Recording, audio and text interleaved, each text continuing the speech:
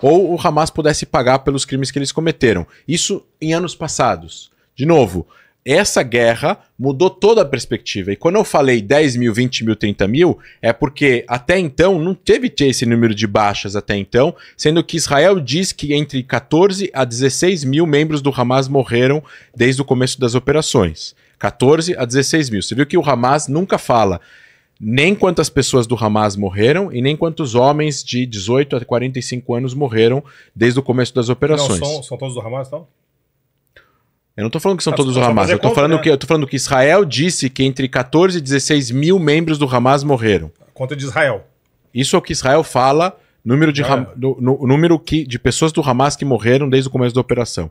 4.500 ou 6 mil a 6 mil pessoas presas dentro de Gaza desde o começo da operação, incluindo acho que 1.000 pessoas ou 500 pessoas que estavam em Israel durante o atentado, que não morreram durante o atentado e foram presas durante o atentado e também deram inteligência nas investigações. O que eu quero dizer com isso?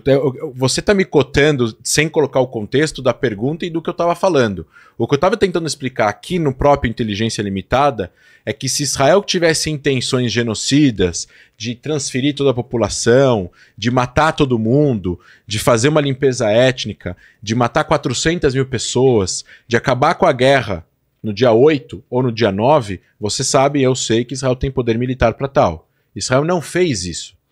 Que Israel, eu não estou falando que Israel não está fez o suficiente. Pode ser que Israel possa fazer mais. Israel tem a obrigação de cumprir a lei internacional. O Hamas não é um player legítimo, Israel é um player legítimo. Israel é um país. Países precisam cumprir a lei internacional. Países têm relações diplomáticas com todos os outros países. Israel tem relação diplomática, Israel tem pressão internacional, Israel tem uma Suprema Corte, Israel tem uma polícia, Israel tem uma mídia, Israel tem uma população interna que está protestando. Israel tem um monte de coisas que o Brasil também tem e, portanto, Israel precisa se comportar de uma forma diferente do que ninguém espera nada de terroristas do Hamas, do que eles precisam fazer. Agora, Israel tem mostrado que está tentando fazer isso por A mais B de várias formas. Pode ser que não seja o suficiente, Mohammed. Pode ser que Israel possa fazer mais. Eu fui para a fronteira Kerem Shalom, onde estava entrando os caminhões egípcios. E a gente foi para lá, a gente viu os caminhões entrando. Aí estava tendo protesto de pessoas que estavam tentando impedir que os caminhões entrassem, dizendo, enquanto os sequestrados israelenses em Gaza não receberem os remédios que eles precisam receber, porque tem gente de idade lá que tem hipertensão e diabetes e está sem remédio, não vai entrar remédio em Gaza. Enquanto não tiver uma relação de via de mão dupla, não pode entrar remédio, não pode entrar ajuda humanitária em Gaza. E o que aconteceu depois de tantos dias? Veio lá a polícia e o exército e tiraram à força as pessoas que estavam protestando. Como algumas páginas aqui no Brasil colocam, radicais israelenses tentando impedir a entrada de ajuda humanitária em Gaza. Mas não mostram que a polícia de Israel tirou os manifestantes e a ajuda humanitária depois entrou. E depois eles abriram um outro ponto que estava fechado, porque foi atacado durante o 7 de outubro, para entrar essa ajuda humanitária em Gaza. Então, que país que está tentando fazer genocídio manda ajuda humanitária? Você acha que quando a Alemanha nazista lutou o gueto de Varsóvia, eles estavam matando judeus no gueto de Varsóvia e ao mesmo tempo mandando ajuda humanitária para os judeus poderem ter pão e água para tomar? Não. Não se manda ajuda humanitária para quem você está tentando fazer um genocídio. Por isso que eu não concordo com a palavra genocídio. E, de novo, eu posso discordar em gênero, número e grau, e eu concordo com você. Todas as frases que você falou são condenáveis. Todas as frases são erradas. Só que isso não é política de Estado. Frases não são políticas de Estado. Eles têm que ser condenados. Eles têm que ser afastados, eles têm que ser julgados, eles têm que ser criticados, e eles foram altamente criticados, mas está trazendo uma parte da história. A outra parte da história é que a oposição de Israel e membros do governo de Israel que fazem parte da coalizão criticaram essas frases do Ben-Gvir, do Smotrich e do Gallant. E depois que o Gallant falou isso, falando não tem água, não tem não sei o que, ele falou isso talvez no auge do momento do nervosismo, depois de 2 semanas ele começou a entrar ajuda humanitária em Gaza. Então, ele ter falado uma frase não significa que vira política de Estado, política de governo, aonde aí sim, através de uma política tomada de decisão, com protocolo, com assinatura, com a estampa, aí sim você pode julgar pela tomada de decisão. Entrou ajuda humanitária em Gaza. Israel, a gente foi para a fronteira, a gente encontrou lá o chefe do coordenador de atividades do governo para os territórios, mostrando que o valor de número de caminhões de entrada de farinha que estava entrando era superior ao que a ONU tinha pedido, eu estou falando de 1 mês atrás, 1 mês e meio atrás. Ou seja, por mais criticável e condenável que são essas frases, elas são criticáveis, elas são condenadas, elas não deveriam ter acontecido, da mesma forma que frases, por exemplo, que o Mahmoud Abbas falou sobre o Holocausto, dizendo que a Alemanha não queria matar os judeus, que era o contexto histórico e tal, também são condenáveis. Frases de políticos não transformam aquilo em políticas de Estado. A gente viu frases de ministros aqui, ou de deputados, ou de pessoas da base do governo, que não são políticas de Estado do governo brasileiro. Ou seja, o fato de deputados da base do governo do Lula falar que tem que romper relações com o Estado de Israel e que outras pessoas escrevendo que os judeus têm que ser mortos, isso significa que é a política de Estado do Brasil? Não. Por que não? Porque frases condenáveis são frases condenáveis. Mas isso não quer dizer que está sendo a prática na prática. Mas como não, André, só um pouquinho. As frases, concordo contigo, estamos juntos. Frases condenáveis, mas é a realidade, cara. As pessoas estão morrendo. Tem que explicar para o pai em Gaza. Tem que explicar uma família em Gaza. Olha só, é só uma questão de retórica. É uma frase. Não, eu não tô falando disso. Morrendo, eu não tô falando disso. Eu tô falando que quando você trouxe as frases, você não tá trazendo as condenações das frases pelos mesmos membros do governo. Mas cadê as mesmos membros? Não. Cara, uma coisa colegas. Uma coisa concordamos. Outros colegas. André, uma coisa concordamos. Eu conheço a tua história. Eu sei o teu posicionamento. É uma gangue criminosa que tá no governo de Israel, cara. Tu pode falar assim, ó, concordo com o Galã, não, De novo, o Gantz. O Eisenkot, o Eisenkot, tudo bem. Todos são generais. Tá, tudo bem. Todos são pessoas moderadas. O que eu falei no começo lá, por que o Rabin conseguia fazer a paz e por que esse bandido, genocida Netanyahu não consegue. Mohamed, as pessoas que vão fazer a paz com os palestinos são todos generais. As pessoas que realmente são as pessoas sensatas, que tomam as decisões no gabinete de segurança, são as pessoas que têm experiência de 30, 40 anos no exército de Israel e que, de novo, não têm experiência só com o Hamas em Gaza, mas têm experiência com o Hamas no Líbano, têm experiência com os Yemenitas agora que estão jogando foguetes intercontinentais, têm experiência com os iranianos na Síria. Israel está enfrentando não só o Hamas em Gaza e a Jihad Islâmica, Israel está enfrentando o Hezbollah, que é 20 vezes mais perigoso. Não tem comparação, né? O Israel está enfrentando os drones e os foguetes que estão sendo jogados na Síria. Tá uma guerra morna com o Líbano, né? Tá uma guerra morna, porque se esquentar... Então. Né? Porque é o seguinte, Israel está perdido nessa guerra. Eles não sabem onde é que eles estão indo. Não tem um plano definido. Cada momento, Netanyahu vem à frente aqui e fala, vamos fazer isso. Eu vou te trazer, eu não sou representante do governo de Israel. Nem eu da Palestina, do Hamas.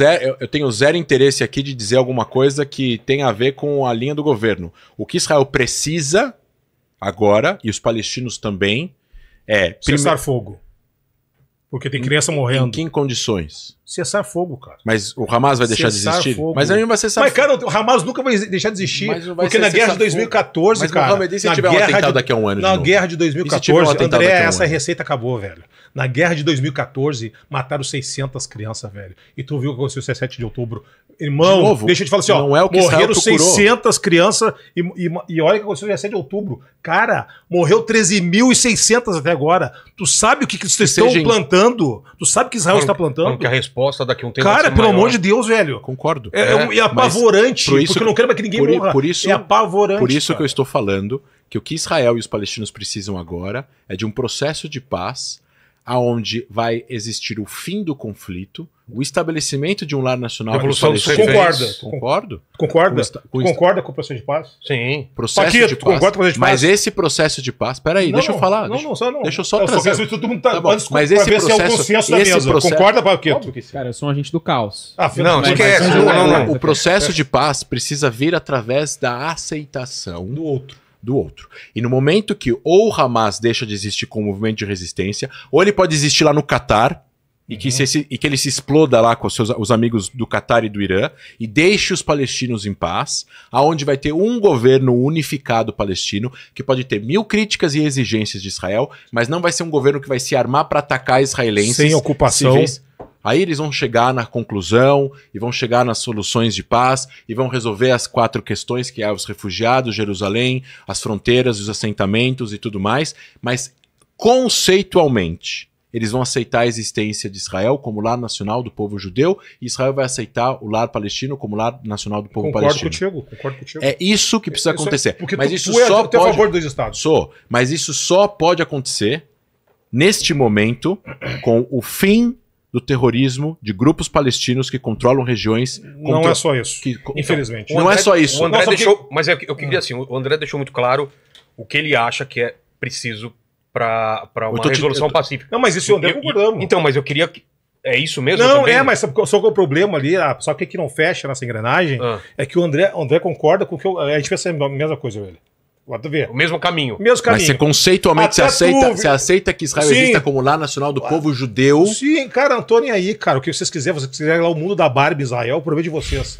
Agora, tu concorda, né, Vilela, que é o seguinte, tu é a favor dos estados? Sim, lá, claro. Pela visão que tu tem, tu já esteve lá, tu é a favor. Olha só, e nós somos a favor. Mas Nós. Qual é a diferença? O Rabin era a favor dos estados, cara? O Shimon Peres era a favor dos estados? O Arafat era a favor dos dois estados? Tenho minhas dúvidas. Tá, mas eu não. O consenso mundial é a favor dos dois estados? Sim. O Lula é a favor dos estados? Sim. Tá. O Biden, a China, a Rússia, o BRICS. Então, todo mundo. Benjamin Netanyahu foi um dia a favor dos estados, André? Ele continua sendo. Não, André nunca foi, André. Ele nunca foi. Benjamin Netanyahu é o responsável pela morte de Isaac Rabin. Porque eu lembro bem, olha só, 5 de novembro de 94, quando o Rabin levou aquele tiro nas costas, o que a Leia Rabin falou? O responsável por isso aí é Benjamin Netanyahu. Mas esquece um minuto. E verbalizou. Eu vou falar uma frase mais genérica de quem já estudou muito primeiros ministros e o cargo de primeiro-ministro no sentido de cargo e não no sentido de pessoa, física, tá? Ariel Sharon tinha uma frase muito famosa e ele era bem mais truculento do que o Netanyahu. Truculento sim, Netanyahu é muito mais refinado. E Ariel Sharon falava Masher roim mikan lo roim misham, que é o que se vê daqui, que ele quis dizer desse lado da mesa, não se vê dali. Todo primeiro-ministro de Israel, com uma coalizão estável, vai poder vai resolver o conflito que no fim do túnel vai trazer autonomia para o palestino e paz e segurança para Israel, caso existam condições para isso, e vão conseguir resolver todas as questões que ainda não existem acordo, que vão chegar nesse acordo. A primeira parte foi feita, que foi Oslo II, que deu autonomia nas cidades onde tem 95% da população palestina. Até então não existia, depois de 95% passou a existir. 95% da população palestina vive na zona A e B, que é controle civil palestino na Cisjordânia, e Gaza foi totalmente desocupada em 2005 por Israel.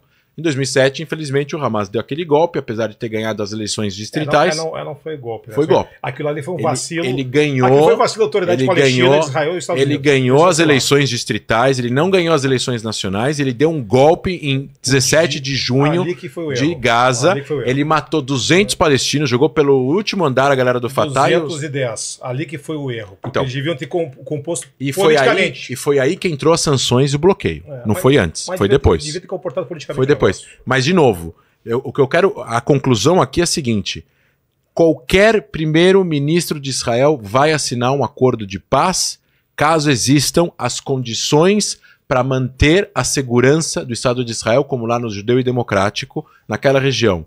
Todo país que estendeu a mão para Israel, seja um primeiro-ministro de esquerda ou de direita, e que ofereceu segurança para Israel neste acordo, o primeiro-ministro foi e assinou um acordo. Quem fez o acordo com o Egito foi Israel, de Menachem Begin, que era de direita. Israel teve que se retraiu de uma fronteira que ele foi atacado, 1.500 quilômetros, diminuiu a zona tampão. Você, como militar, sabe bem que é muito mais seguro proteger Israel do Canal do Suez do que da fronteira atual de Israel, e mesmo assim Israel saiu, tudo bem, território egípcio, beleza, estava ocupado militarmente por Israel. Profundidade estratégica. Mas tudo bem, Israel não tem profundidade territorial, e mesmo assim devolveu. Por quê? Porque o Egito garantiu que não iria entrar com armas pesadas e de que qualquer tanque ou avião que entre no Sinai será em comum acordo com Israel. Israel confiou, os Estados Unidos chancelou, junto com outros países, tem paz há 50 anos. Assim também com a Jordânia.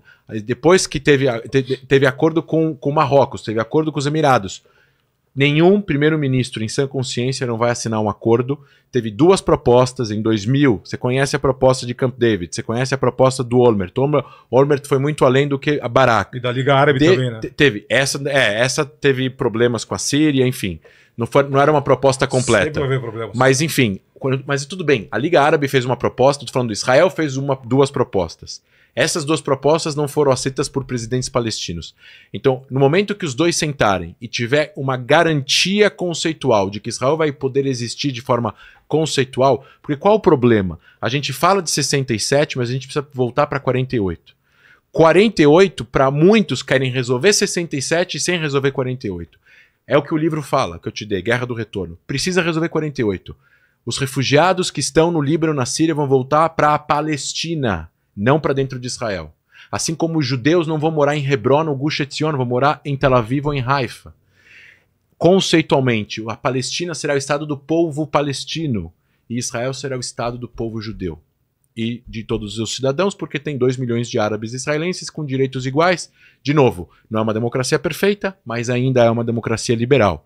A gente tem que lutar para ela ficar cada vez melhor e lutar pela paz neste conceito. Todos aqueles que são contra esse conceito não são a favor da paz. Essa é a minha tese de doutorado, a propósito.